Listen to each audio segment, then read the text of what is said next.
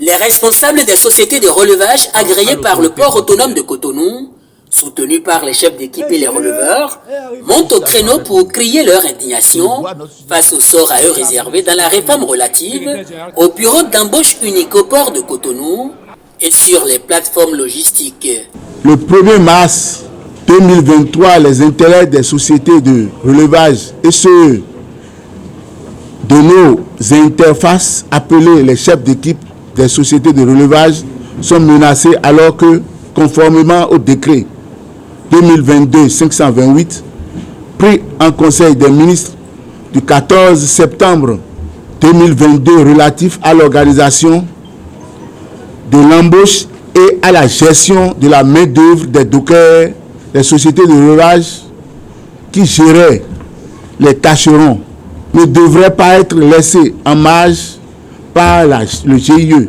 Mais fort est de constater que le BU, qui étant un bras technique de GIE, s'est transformé en société selon les prérogatives qui se donnent sur le terrain.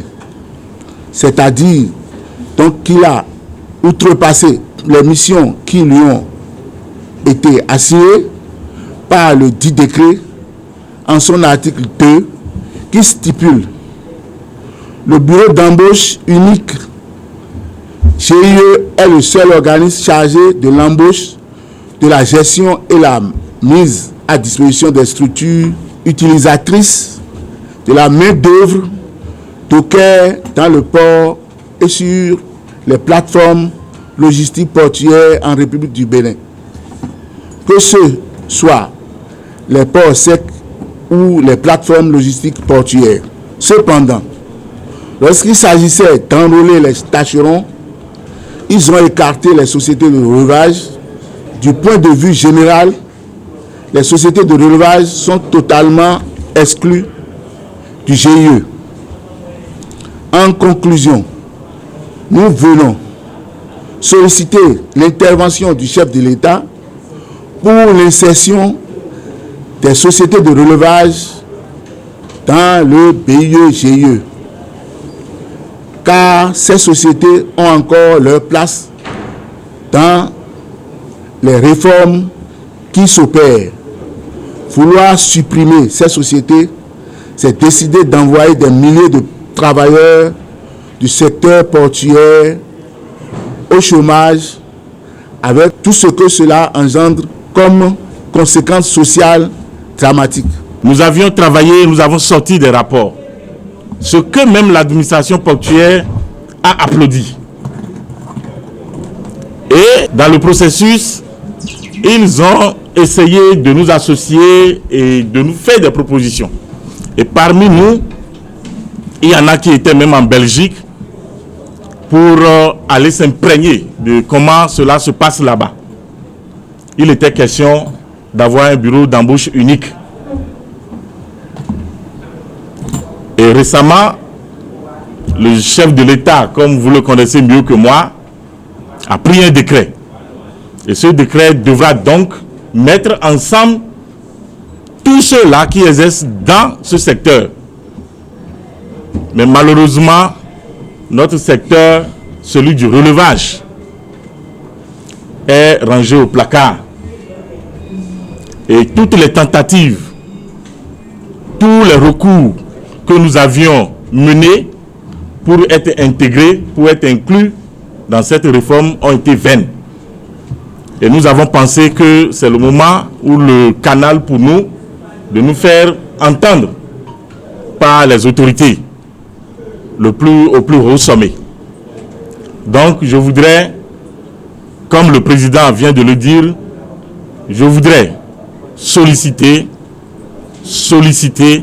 l'intervention du chef de l'État pour que, oui, cette corporation soit et demeure celle qui a commencé depuis la nuit des temps.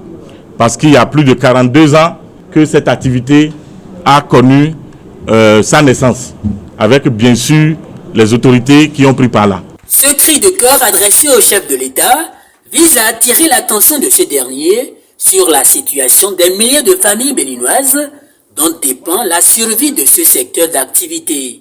Toute réforme qui ne met pas au centre l'homme n'est pas une réforme viable.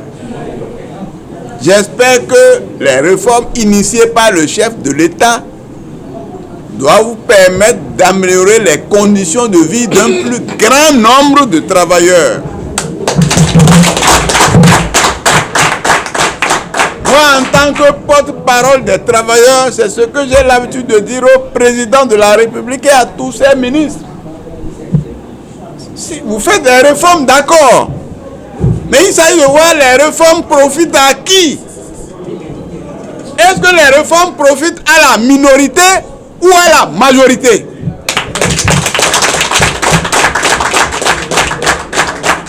Il faut que les réformes profitent à la majorité et non à quelques individus. Et au port qui est un secteur sensible, où grouillent des milliers de gens qui vivotent. Si nous voulons être à l'aise, nous devons créer les conditions pour que ces gens-là aient leurs conditions de vie améliorées. C'est pour ça que c'est normal d'inviter tous les chefs de réforme, notamment le chef de l'État, à vous écouter, à ne pas faire des réformes qui vont envoyer des milliers de gens au chômage, à la maladie et à la mort. Près d'une cinquantaine de sociétés de relevage seraient menacées de disparition au port autonome de Cotonou. Les responsables en appellent donc à l'intervention du président de la République dans la conduite de ce dossier en vue d'éviter les conséquences socio-économiques qui découleraient d'une mauvaise gestion de la réforme relative au bureau d'embauche unique au port de Cotonou.